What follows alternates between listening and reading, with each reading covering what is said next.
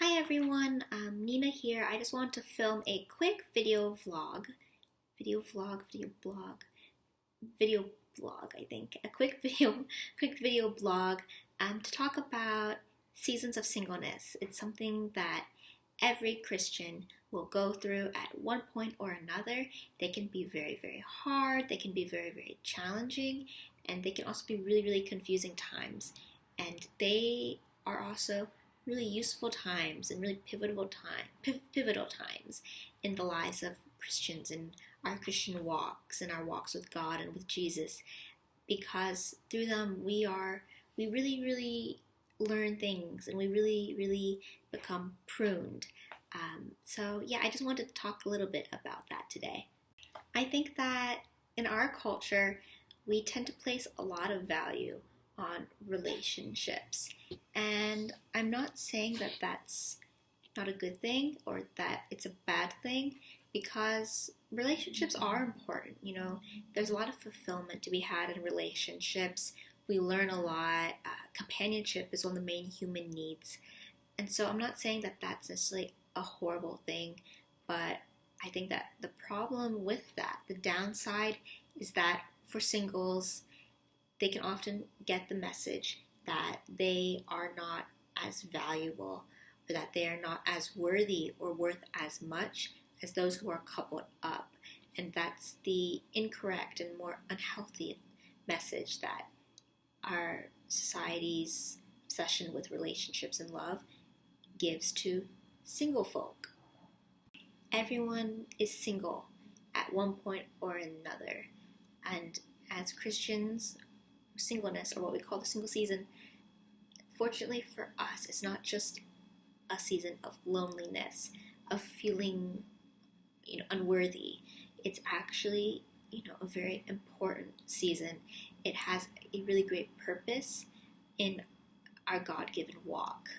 The Lord really uses seasons of singleness for our growth and for our advantage and for His honor and for His divine plan. It's actually not a horrible thing to be single. It has a God-given purpose. God is using your single season, if you are in one, God is using it for His purpose and for the better and for your growth and to honor Him, to bring Him honor, to bring Him glory. And you can be comforted by that when you're in a single season. But of course, if you're in a single season, you're going to feel lack. You're going to feel lonely from time to time. From time to time, you're going to be like, oh, okay, God, what's the hold up? What's the hold up? And you're going to feel that. You're going to feel lack. You're going to feel lonely sometimes when you're single. And that's not a bad thing.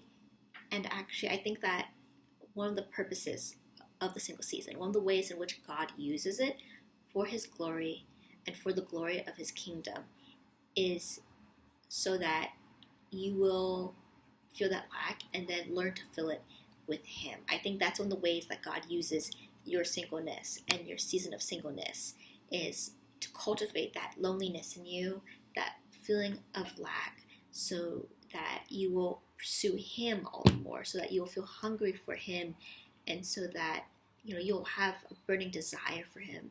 He gives you that loneliness in the single season of singleness, in the hopes that you will learn to go to Him for your fulfillment instead of going on OkCupid or Match.com. He's hoping to cultivate within you a reliance for Him, a desire for Him, going to Him instead of trying to go to a guy or someone to date.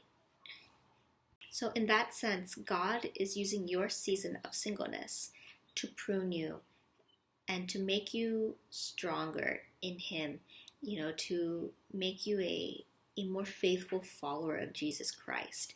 And He's also preparing you for when you do get out of your season of singleness, because He knows that people who feel lonely and who don't feel fulfillment, that fulfillment isn't just met as soon as you get a boyfriend or a girlfriend. It doesn't just go away, because people can be married with a very present spouse and still feel extremely lonely. And that's because it's not possible for a human being to fulfill your God-shaped needs, your Jesus-shaped needs.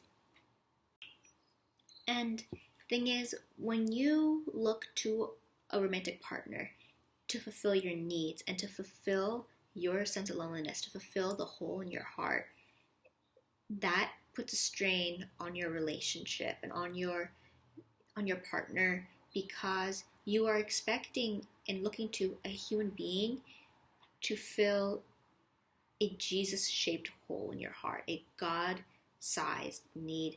You're giving a God and Jesus-sized job and expectation on a mere human being, and that's not fair. And there are many people who are married who still feel incredibly lonely.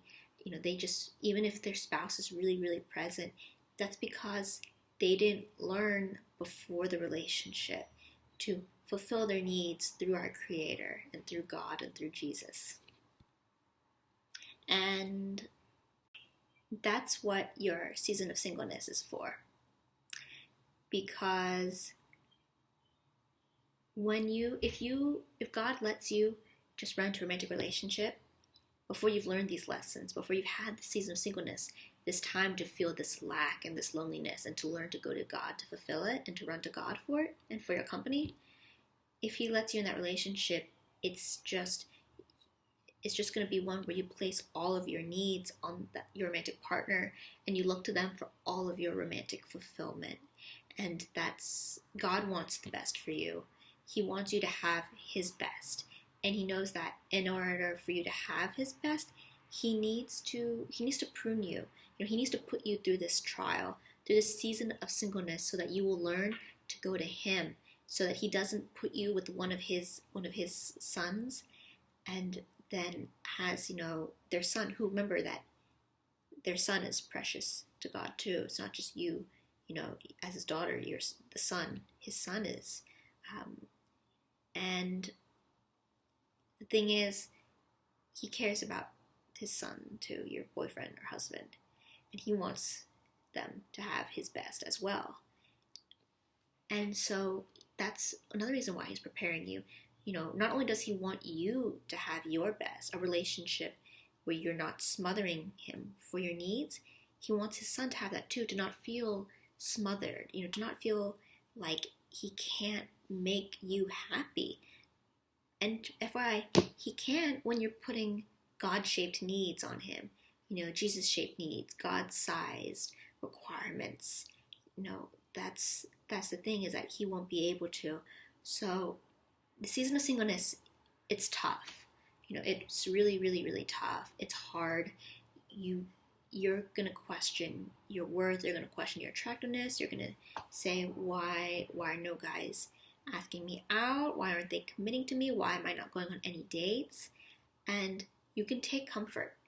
Okay, you can take comfort in the knowledge that this, even though it seems painful, all you're seeing is what's directly around you. You're not seeing this underneath the surface where God's working.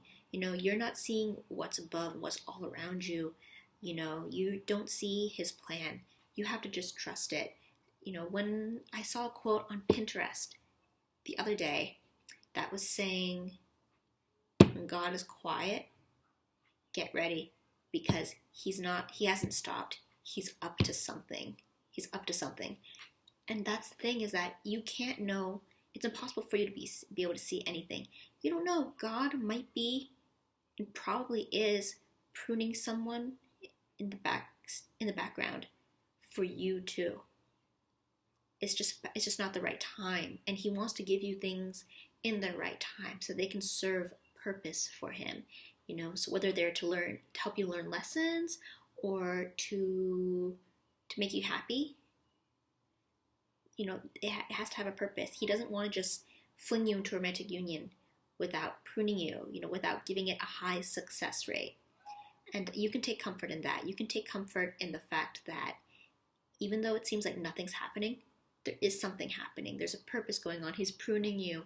He's preparing you. He's teaching you lessons. He's teaching you how to find your fulfillment in Him, so that you can have a healthier romantic union and not place all of your expectations on your romantic partner, not desire that they are the ones to meet all your needs, not placing that impossible expectation on them.